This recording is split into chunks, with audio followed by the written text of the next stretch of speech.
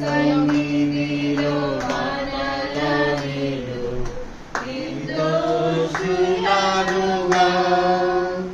తన సన్నిధిలో మనలను నిర్దోషులనుగా బహుమానములు పొందేదము ప్రభుని కోరిక ఇదే బహుమానములు పొందేదము ప్రభుని కోరిక ఇదే జయించు వారిని కొనిపోవా